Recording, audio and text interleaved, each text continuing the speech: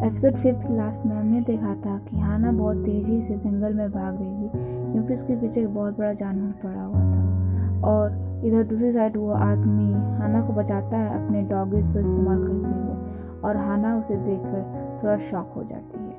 जिसके बाद कि अब एपिसोड 6 में ये दिखाया जा रहा है कि हाना उसे क्लीन शेव करने कहती है, और वो कहती है कि अब तुम पहले से बहुत अच्छे दिख रहे हो। इधर दूसरी उस आदमी से वो बच्चा पूछता है कि क्या आप सच में यहाँ पर 15 साल पहले से हो, तो वो बताता है हाँ। और जब हाना की दूसरी फ्रेंड कहती है कि मुझे इस पर डाउट है, और वो अपने डॉग का नाम भी अपने उस टीम मेंबर के नाम पर रखता है जो कि मर चुके थे। रात में वो लोग डिस्कस कर रहे होते हैं कि उन लोगों को भी एक स्टैचू मिला था जहाँ की उन्हें शेल्टर मिला था और खाने पीने के सामान मिले थे। इधर दूसरी साइड हाना और उसके फ्रेंड बात कर रहे होते हैं कि उसे पूरी तरीके से डाउट है कि ये पता नहीं कैसा इंसान है, बट वो लड़का हाना से कहता है कि वो अच्छा है और वो अकेला नहीं था यहाँ पर, क्योंकि उसके साथ वो 2 डॉगी थे। अगले दिन जब हाना प्रैक्टिस कर रही होती है तो उसका हथियार एक पेड़ में फंस जाता है, और वो आदमी एक पत्थर को यूज़ करके उस हथियार को नीचे गिरा देता है। जब हाना उसे उस पत्थर को थ्रो करते हुए देखती है तो उसे आरसी की बात याद आती है, जहाँ कि वो लोग मैच देख रहे होते हैं, और वो उस मैच को देख रही होती है जहाँ कि वही आदमी थ्रो कर रहा होता है, और वो उसे पहचान लेती है। और वो कहती है कि क्या तुम बेसबॉल प्लेयर हो?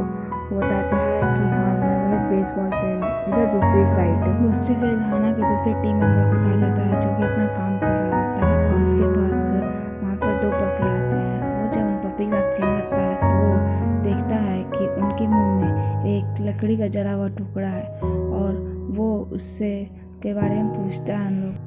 तब वो आदमी जो कि अभी अभी उन्हें मिला था, जिसका नाम ताका था, वो उन्हें ले जाता है और वो बताता है कि पहले और 3 लोग यहाँ पर आ चुके थे, और उन लोगों ने यहाँ पर जलाया था लकड़ी, और उन लोग यहीं पर रात में स्टे किए थे। उसी वक्त हाना को एक पेपर का टुकड़ा मिलता है, जो कि उसे याद रहता है कि वो एक बुक का टुकड़ा रहता है, और वो बुक उसने आरसी को दिया था। हाना को लगता है कि वहाँ पर आरसी रह चुका है, और अब वो ताका से उन लोग के बारे में पूछती है जो लोग ने यहाँ पर स्टे किया था।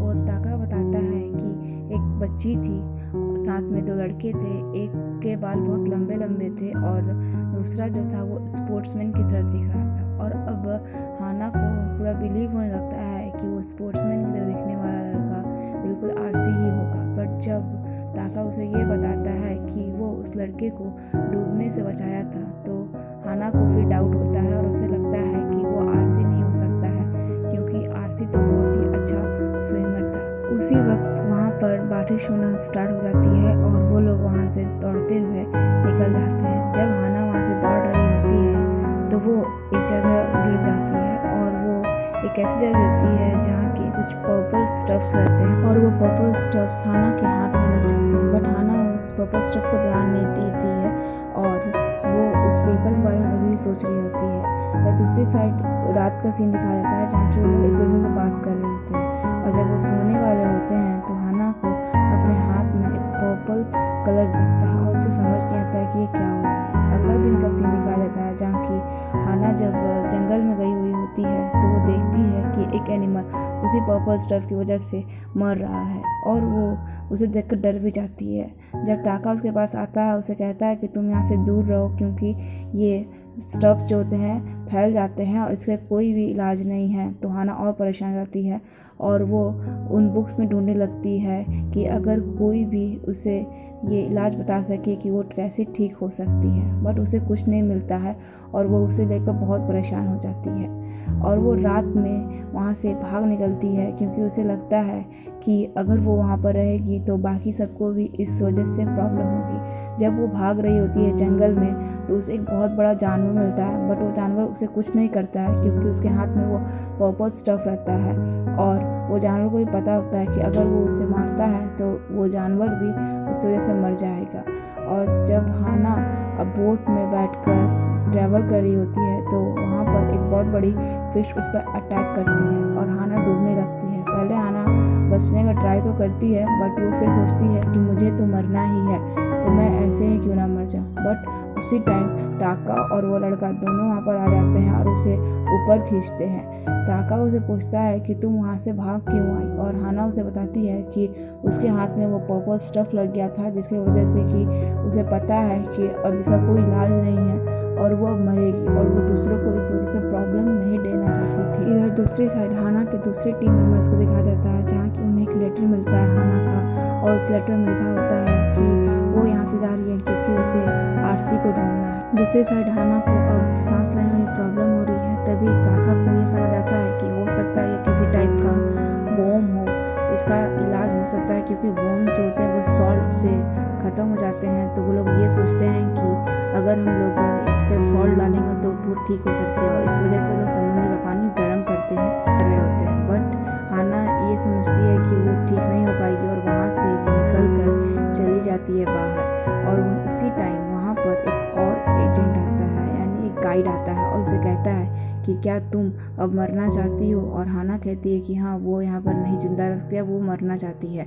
और वो गाइड उसे गले दाब के मारने लगता है। तभी हाना को एक दीवार पर आरसी और उसका खुद का नाम लिखा हुआ दिखता है, और हाना ये देखकर शॉक हो जाती है। और अब हाना ये डिसाइड कर लेती है कि अब वो मरना नहीं चाहती है, क्योंकि आरसी भी यहाँ पर ज़िंदा है, और वो उस गाइड को बोलती है कि मैं मरना नहीं चाहती हूँ। और उस टाइम वो गाइड वहाँ से चला जाता है। हाना ये देखकर रोने लगती है कि आरसी ने उसके लिए यहाँ पर नोट छोड़ा है, और वो अब ये डिसाइड करती है कि वो अब यहाँ पर अच्छे तरीके से रहेगी। और उसके बाद हाना जो होती है वो समुद्र में कूद जाती है, और वहाँ पर थोड़ी देर रहने के बाद उसका वो पर्पल स्टफ बिल्कुल अच्छे तरीके से ठीक हो जाता है। और जब वो पूरी तरीके से ठीक हो जाती है तो वो ताका और उस दूसरे लड़के को कहती है कि अब वो दूसरी जगह आगे बढ़ना चाहती है ताकि वो आरसी को ढूंढ सके। हाना अपने बाल को भी कट कर लेती है ताकि उसे कोई और प्रॉब्लम ना हो बालों की वजह से। और जब वो लोग आगे ट्रैवल कर रहे होते हैं तो उन्हें एक स्टोरेज मिलता है, जहाँ की उस स्टोरेज में उन्हें एक लेटर भी मिलता है जो कि आरसी सेमारू और नात्सू के लिए होता है। और उन लोगों के दूसरे टीम मेंबर्स यहाँ पर लिखे हुए होते हैं कि वो लोग यहाँ से आगे बढ़ रहे हैं, और हाना को इस बात से बिलीव होता है कि आरसी यहाँ पर है।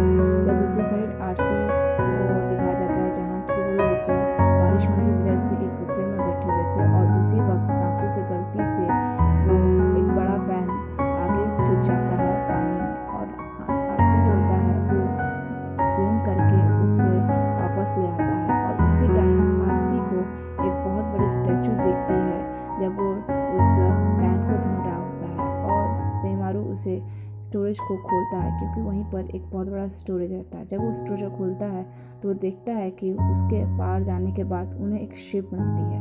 और इधर दूसरी साइड हाना और उसके दूसरे टीम मेंबर उस जगह पहुंच जाते हैं जहाँ की ऑटम ग्रुप था, और अब वो लोग वहाँ पर भी नहीं है।